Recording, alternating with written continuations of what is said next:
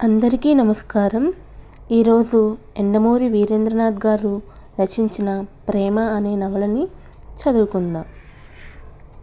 చుట్టూ కాలువగట్టు, మధ్యలో ఊరు. ఊరు పూజాపీఠంలా ఉంది. ఊరు మొదట్లో వేప చెట్టు వేదం చదువుతున్నట్టు ఉంది. గాలి పెదవులు నీటి అలల్ని సుతారంగా ముద్దాడుతుంటే సిగ్గుతో వయ్యారంగా మెలికలు తిరిగిన ఆ పిల్ల కాలువ ఆడపిల్ల నడుము చుట్టూ తిరిగిన ఓణీలా ఉంది. ఆ కాలువ అంచునే వరుసగా నీటిపైకి వంగిన కొబ్బరి చెట్లు, పనులు ముగించుకొని గంపలెత్తుకొని ఇంటికి వెళ్తున్న కూలీల్లా ఉన్నాయి. సంధ్యకెంజాయి రంగు ఎరుపుదనాన్ని తగ్గించటానికి గోధూళి పైకి ఎగురుతోంది. చీకట్లు ఇంకా బలాన్ని సంతరించుకోలేదు. సరిగ్గా ఆ సమయానికి ఒక ఎద్దుల బండి ఆ ఊరిలో ప్రవేశిస్తుంది. దాని మువ్వల శబ్దపు లయకి నీటిలోకి వంగిన కొబ్బరాకు పరవశించి జలతరంగిణి మ్రోగించినట్టు కదిలింది. బండి వెనకొంచున కూర్చుని ఉన్నదామె. మోకాళ్ళ మీద గడ్డం ఆంచుకొని కదులుతున్న పైర్ల వంక చూస్తోంది. ఆర్పని ఆ కనురెప్పల వెనుక ఏ ఆలోచనలున్నాయో తెలీదుగాని బండి కదలికలకి ఆమె చెవిజుంక అందంగా ఊగుతోంది. ప్రకృతి అందానికి పరవశించిపోతూ అసలీ లోకంలోనే లేనట్టుగా ఉందా అమ్మాయి. మరోవైపు ఆ కళ్ళలో కాస్త భయం కూడా కనబడుతోంది. ఆమె తెలుపు చూసి పాలసముద్రం వెలవెలబోతోంది. పెదవి ఎరుపు చూసి ఎర్రతామర బెదిరిపోతోంది. కురుల నలుపు చూసి రాత్రి మొహం చిన్నబుచ్చుకుంది. కాలి రంగు చూసి పసుపు కొమ్ము సిగ్గుపడుతోంది. ఆమెని సృష్టించినప్పుడు తన సృష్టికి తానే అబ్బురపడి బ్రహ్మ ఆశువుగా అన్నాడట, ఈమె కురులు హఠకాంబురుహ చంచరీ కోత్కరంబులు, ఈమె ఊరువులు సహజగంధ పరిమళ పరివేష్టితమ్ములు అని. ఆ మాటలకి పక్కనున్న సరస్వతి చేతిలోని వీణతో ఆయన నాలుగో తలమీద మోదింది. కట్టుకున్న బ్రహ్మని చూసి నారదుడు ఏమైందని అడిగాడు. ఏమని చెప్పమంటావు నారదా? బ్రహ్మదేవుడు దీనంగా అన్నాడు.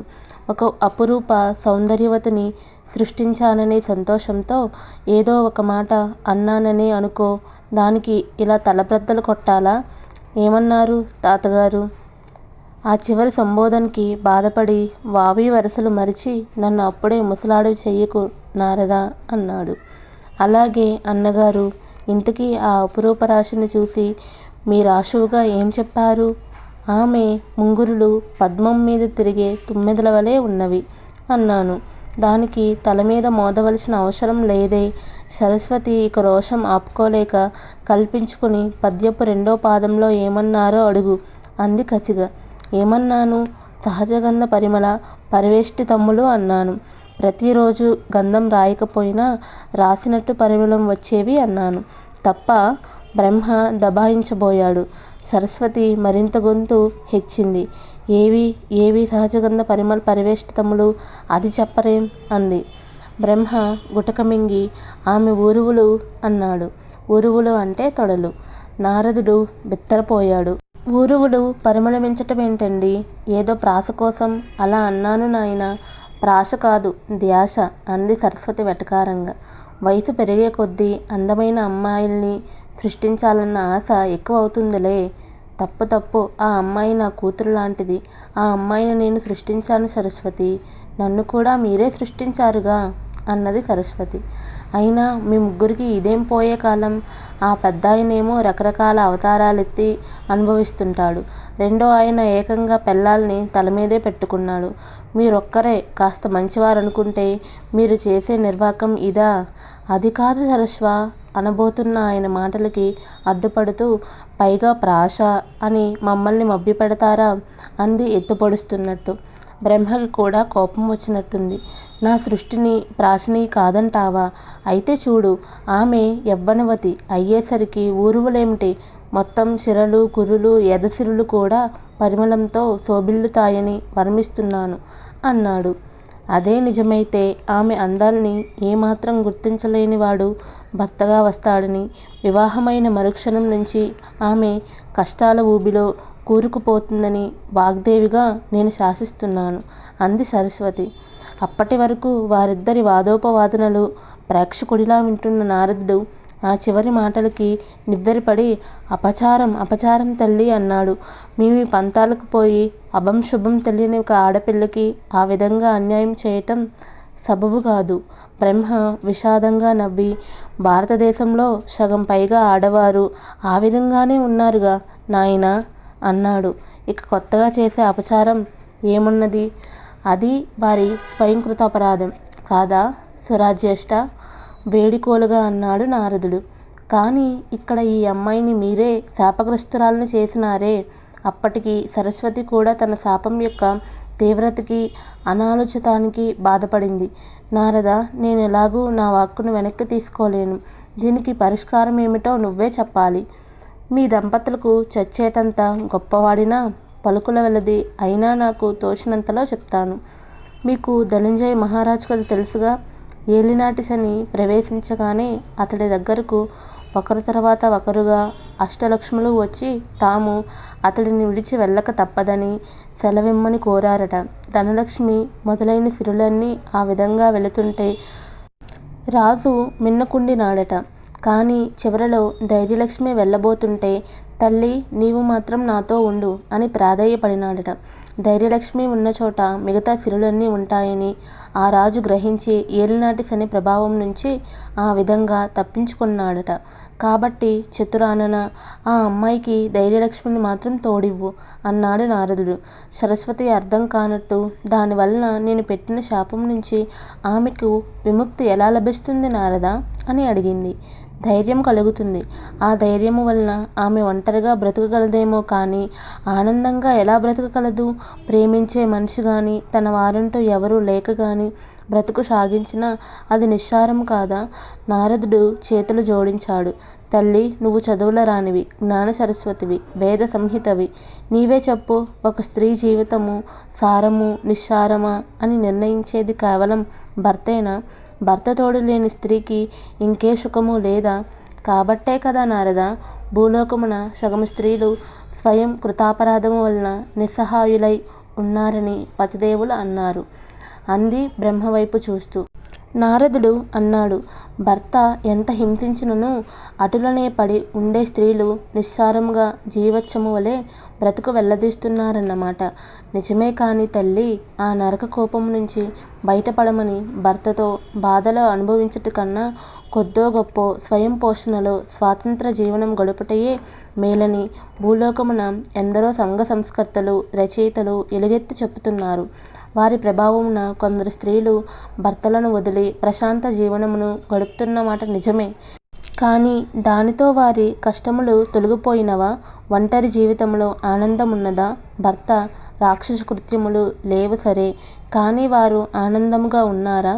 కేవలం బాధలు లేకపోవటమే ఆనందమా? నారదుడు ఉద్వేగంగా ప్రశ్నించాడు. సరస్వతి ఆలోచనలో పడ్డది.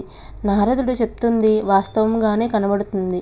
మరి భర్త వలన కష్టములు పడే స్త్రీలను బయటకు రమ్మన్న ఈ సంఘ సంస్కర్తలు ఆ స్త్రీల ఆనందం కోసం ఏ మార్గం సూచించారు? తోడు లేకుండా ఎలా బ్రతకమన్నారు? సతీదేవి ఆలోచనని చిరునవ్వుతో గమనిస్తున్న బ్రహ్మం అప్పుడు కల్పించుకున్నాడు. సరస్వతి, స్త్రీ గాని పురుషుడు గాని వివాహిత గాని అవివాహిత గాని ఆనందంగా ఉండడానికి కావలసింది ప్రేమించిన మనిషి లేకపోవటం కాదు, తనకి ప్రేమించే హృదయం లేకపోవటం. భర్త మాటలు అర్థం కానట్టు సరస్వతి తనలో తానే కొంచెం సేపు తర్కించుకొని చివరికి నాదా, ప్రేమంటే ఏమిటి అని అడిగింది. నారదుడు కంగారుగా నారాయణ నారాయణ అన్నాడు. బ్రహ్మ చిరునవ్వుతో వాగ్దేవేనా ఈ ప్రశ్న అడుగుతున్నది అన్నాడు. అందులో హాస్యాన్ని పట్టించుకోకండి. ప్రేమికుడు లేకపోవటానికి ప్రేమించే హృదయం లేకపోవడానికి తేడా ఏమిటి అంది. ప్రేమంటే ఆహ్లాదం, అది స్త్రీ పురుష సంపర్కమే కానవసరం లేదు. ఆ మాటలకి సరస్వతి మరింత అయోమయం చెందినట్టుగా భర్త వైపు చూస్తూ మీ 4 తలల తార్కిక జ్ఞానంతో నా ఒక్క మెదడుని అతలాకుతలం చేస్తున్నారు స్వామి అంది. అయితే నీవే చూడు దేవి, నీవిచ్చిన శాపానికి విరుగుడుగా మేమిచ్చిన వరం. అంశతో పుట్టిన ఈ అమ్మాయి వేద సంహిత అన్న పేరుతో పెరిగి పెద్దయి ఒక మూఢుడైన నీచుడైన పురుషుడికి పత్ని అయి కూడా ఏ విధముగా నారాయణ నారాయణ మిగతా కథ చెప్పవద్దన్నట్టు హెచ్చరించాడు నారదుడు. అర్థం చేసుకున్నట్టు బ్రహ్మదేవుడు చేతిలోని బొమ్మని భూలోకం మీదకు విడిచాడు. ప్రస్తుతం ఆ వేద సంహితే వేకువజాము వెన్నెలలా ఆ ఊరు ప్రవేశిస్తుంది. ఆ అన్నుల మిన్న నడుమేమో సన్నము, కన్నులు నలిన ఆసన్నములు, మోమేమో వెన్నుని అన్ను లక్ష్మీదేవి అన్న చంద్రుణ్ణే జయించు మోహన బింబము. బండి కుదుపులకి కదులుతున్న ఆమె మొహం మీద సంధ్యాకిరణం నాట్యం చేస్తుంది. గోవుల మంద మధ్య దారి చేసుకుంటూ బండి ముందుకు వెళ్తుంది. గోవులను తోలుకుంటూ గ్రామం వైపు సాగుతున్న గోపుడు బండి వెనుక కూర్చున్న ఆమెను చూసి అనుకున్నాడు, ఇంతకాలం నేను సహచర్యం చేసే సావనుల కళ్ళే నిర్మలమైనవి అనుకున్నాను. ఈమె కళ్ళు అంతకన్నా నిర్మలంగా ఉన్నాయే అని. బండి మరింత ముందుకు వెళ్తుంది. ఊరిలోకి వస్తున్న అపరిచితను చూసి కాలువ నుంచి గట్టు దిగుతున్న నీటి కాపడు కావిడి పక్కకు పెట్టి కళ్ళకి చెయ్యి అడ్డం పట్టి ఆమెను పరికించి చూశాడు. అలంకార శాస్త్రం తెలుసుంటే అతను అనుకునేవాడు, ఈమె కుచములంత కడవలు నాకుంటే ఇన్ని తడవలు కాలువకు వెళ్లే బాధ ఉండేది కాదు కదా అని. పక్క ఊరిలో పౌరోహిత్యం చూసి మాపటి వేళకి గ్రామం చేరుకుంటున్న బాపడు తనను దాటి వెళ్తున్న బండిలోని ఆ అమ్మాయిని చూసి, ఓహో ఈమె ఎవరో కాని ఈమెను చూసి నీరజములు కుమదములు కుమదములు అవుతాయి కదా అనుకున్నాడు స్వగతంగా. నీరజములు అంటే తామరలు, నీ రజము అంటే ముడుచుకుపోవటం, కుముదము అంటే కలువ, కుమదము అంటే విచారించటం. ఆ అమ్మాయిని చూసి కలువలు తామరలు ఈర్ష్య పడతాయని అనుకోవటం ఆయన పాండిత్య ప్రకర్షకు నిదర్శనం. బహుశా ఆయన చేమకూర వెంకటకవి గోత్రము వాడై ఉంటాడు. బండి వేప చెట్టు దాటింది. ఎవరింటికి వెళ్ళాలమ్మా అడిగాడు ఎద్దుల్ని అదిలిస్తూ బండివాడు. ఆమె ఒక్క క్షణం ఆలోచించి కరణంగారింటికి పోని అన్నది. బండివాడు ఇద్దరు ముగ్గురిని వాకప్ చేశాడు. కరణంగారిల్లెక్కడా అని. ఆ ప్రశ్నకు సమాధానం చెప్పటం కంటే బండిలో ఉన్నదెవరా అన్న ఉత్సుకతే ఎక్కువగా కనపడింది వారిలో. ఆమె మాత్రం వారిని పట్టించుకోలేదు. ఇది ఇలా జరిగిందేమిటా అన్న దిగులే ఎక్కువ కనిపిస్తోంది ఆమెలో. భీతహరిణేక్షిణిలా చూస్తుంది. చిరునామా చెప్పే ప్రతి ఒక్కరూ ఆమెను చూసుకుంటూ తమ చూపును మరింత విస్తృతం చేసుకుంటూ దారి చూపిస్తున్నారు. బండి మండివా లోగుల ముందు ఆగింది. అరుగుమీద పడక కుర్చీలో కూర్చుని కరణంగారు లాంతరు వెలుగులో నరకాసుర వధ చదువుతున్నారు. కృష్ణుడు మూర్ఛిల్లగానే సత్యభామ విల్లందుకున్నది. రథం ముందు భాగం అడ్డున్నది. దాని వెనుక నుంచి సత్యభామ లేస్తున్నదట. అదే సమయానికి బండిలోంచి సంహిత క్రిందకు దిగుతుంది. ఆయన ఎత్తు అరుగు మీదున్నాడు. ముందు తలకట్టు చంద్రునిలా కనిపించింది. తర్వాత చనుకట్టు భూదేవిని మరిపించింది. కటి ఆ రెంటిని అధిగమించింది. మధ్యలో నడుమే తొడిమయ్యింది. ఒక్క క్షణం పాటు ఆయనకి అది వాస్తవమో చదువుతూ ఉన్న పుస్తకంలోని ఘట్టమో అర్థం కాలేదు. ఈ లోపల సంహిత బండి దిగింది. ఆమె మెట్లెక్కి అరుగు మీదకి వస్తుంటే నుదుటి మీద ముంగురులు గాలికి వెనక్కి వెళ్తున్నాయి. చంద్రుడిని బయటకు తీసుకురావటం కోసం మేఘాలతో పోరాడే గాలి ఈసారి చంద్రవదనాన్ని బహిర్గతపరచడం కోసం ముంగురుల్ని వెనక్కి తోయటానికి ప్రయత్నిస్తున్నట్టు ఉంది. ఆయన పడకుర్చీలోంచి లేస్తుండగా ఆమె నమస్కరించింది. ఎవరు కావాలమ్మా అని అడిగాడు. ఆమె కాస్త తడబడి నాకు ఇల్లు కావాలండి అద్దెకి అంది. ఏదైనా ఉద్యోగం కోసం వచ్చిందేమో అనుకున్నాడు. నర్సు అయితే ఆస్పత్రి లేదు. టీచర్ అనుకుందామంటే కనీసం 4 మైళ్ళ పరిధి వరకు స్కూలే లేదు. పెట్టెతో సహా అంత చిన్న పల్లెటూరికి వచ్చేసి ఇల్లు కావాలండి అని అడుగుతున్న ఆ అమ్మాయిని ఆశ్చర్యంగా చూశాడాయన. అంతలో తలుపు దగ్గర చప్పుడైంది. అప్పటి వరకు ఒళ్ళంతా కళ్ళు చేసుకుని చూస్తున్న ఆయన కొడుకు అప్రయత్నంగా తలుపు గొళ్ళెం మీద చేయి వెయ్యగా అయిన శబ్దమది. అతని పేరు చలం. మనసు చంచలం కాదు. సంహిత అందమే సంచలనం. ఇద్దరూ ఒకేసారి చూసేసరికి అతడు భయపడి ఆపై సిగ్గుపడి లోపలికి తప్పుకున్నాడు. కరణంగారు సంహిత వైపు తిరిగి, నీ పేరేమిటమ్మాయి అని అడిగాడు. ఆమె చెప్పింది. ఈ ఊరిలో నీకేం పని అని అడగలేక, ఏదైనా ఉద్యోగం కోసం వచ్చావా అని అడిగాడు. అంత చిన్న ఊరిలో ఉద్యోగాలు ఏమీ ఉండవని ఆయనకి తెలుసు. అగ్రికల్చరల్ విద్యార్థులు అప్పుడప్పుడు వచ్చి ఆ విధంగా 2-3 నెలలు ఉంటారు. కానీ ఆమె వయసు అంత చిన్నగా లేదు. ఆయన ప్రశ్నకి సంహిత జవాబు చెప్పబోతుంటే లోపల నుంచి 50 సంవత్సరాల వయసున్న ఆవిడ వచ్చింది. ఆమె కంఠం విప్పకపోతే ఆకారం కోకిలగాను, విప్పితే స్వరం కాకిలగాను ఉంది. రాగానే సంహితని ఎవరు, ఏమిటి అన్న ప్రశ్నలతో ముంచెత్తింది. కరణంగారు కల్పించుకుని ఇల్లు కావాలట అద్దెకి అన్నారు. ఆమె ఆశ్చర్యంగా సంహిత వైపు చూసింది. క్షణాల్లో ఆ ఆశ్చర్యం అనుమానంగానూ చిరాగ్గానూ మారింది. ఇల్లా? ఇక్కడేమీ ఇళ్ళు ఖాళీగా లేవు అని భర్త వైపు తిరిగి, పెరట్లో పెదకాపుగారి పాలేరు మీకోసం ఎదురు చూస్తున్నాడు, రండి అని బలవంతంగా తీసుకుపోయింది. పెద్ద గాలి, వాన వచ్చి వెలిసినట్టయింది. సంహిత ఒంటరిగా మిగిలింది. మెట్లు దిగి రోడ్డు మీదకొచ్చి నిలబడింది. ఎటు వెళ్ళాలో తెలియలేదు. బండివాడికి పరిస్థితి అర్థమైనట్టుంది. రెండమ్మా, ఇంకెక్కడైనా చూద్దాం అన్నాడు. ఆమె తిరిగి బండి ఎక్కింది. ఉన్నవే 4 వీధులు. 2 సందులు దాటేసరికి ఊరి చివర మరో పెద్ద ఇల్లు కనబడింది. లోపల నుంచి ఏదో కీర్తన వినబడుతుంది. ఆ ఇంటివారి అమ్మాయికి మాస్టరు పాఠం చెప్తున్నట్లుంది. ఆమె బండి దిగుతుంటే అక్కడికో యువకుడు వచ్చాడు. ముందు కాస్త తటపటాయించి, తర్వాత ధైర్యం తెచ్చుకున్నట్టు, నమస్తే, నా పేరు చలం అన్నాడు. కరణంగారింట్లో గుమ్మం వెనుక నుంచి చూసింది ఆ అబ్బాయే అని గుర్తించింది సంహిత. ఒక రకమైన ఉద్విగ్నత, ఉత్సుకత ఆ లేత మొహంలో కొట్టొచ్చినట్లు కనబడుతున్నాయి. పరిచయం లేని అమ్మాయితో మాట్లాడవలసి రావటం జీవితంలో మొట్టమొదటిసారి అయినప్పుడు కలిగే సహజమైన తత్తరపాటు అతడిలో గోచరమవుతుంది. తడబడుతూనే, మీరు ఇప్పుడే మా ఇంటికొచ్చారుగా, నేను కరణంగారి అబ్బాయిని అన్నాడు. ఏం మాట్లాడాలో తెలియనట్టు సంహిత మౌనంగా ఉండిపోయింది. చలం అన్నాడు. అది సోమయాజిగారిల్లు. ఇద్దరే ఉంటారు. ఆయన, భార్య, ఆ తమ్ముడు కూతురు కూడా ఉంటుందనుకోండి. లంకంత ఇల్లు. మీకు తప్పక ఇస్తారు. నేను మాట్లాడతాను. ఆవిడ చాలా మంచిది. ఒక వాక్యానికి మరో వాక్యానికి సంబంధం లేకుండా అన్నాడు. అలా అన్నాక గబగబా ఆ ఇంటివైపు వెళ్ళాడు. తను కూడా అతనితో వెళ్ళాలో లేదో తెలియక సంహిత అక్కడే ఆగిపోయింది. మెట్లెక్కుతూ అతని ఇల్లు గల వాళ్ళని పిలిచినట్లున్నాడు. ఆవిడ బయటకొచ్చింది. 40 ఏళ్లుంటాయి. సోమయాజిగారి భార్య అనుకుంది సంహిత. దగ్గరికి వెళ్ళే ప్రయత్నమేమీ చేయలేదు. ఆ ఊళ్ళో తనకి ఇల్లు దొరుకుతుందన్న నమ్మకం ఆమెకి పూర్తిగా పోయింది. ఒంటరిగా వచ్చిన ఆడపిల్లకి అంత చిన్న ఊళ్ళో గదే అద్దెకివ్వడానికి శంకలు, కోటి సంశయాలు ఎదురవుతాయని ఆమె ముందుకు ఊహించలేదు. సోమయాజిగారి భార్య అన్నపూర్ణమ్మకి ఆధునిక భావాలున్నాయి. కులము, గోత్రము లాంటి ప్రశ్నలు వేసి ఇబ్బంది పెట్టలేదు. చలం చెప్పిందంతా విన్నది. అంతా విని, లంకంత ఇల్లు, ఇందులో ఒక భాగంలో ఉండటానికి అద్దె కూడా ఇవ్వాలా నాయనా? పట్నంలో నీకు తెలిసిన వారి అమ్మాయి అని చెప్తున్నావు కదా, అలాగే ఉండొచ్చు. కానీ ఆయన సంగతి నీకు తెలుసు కదా. ఆ సోమయాజిగారికి ముక్కు మీదనే కోపం.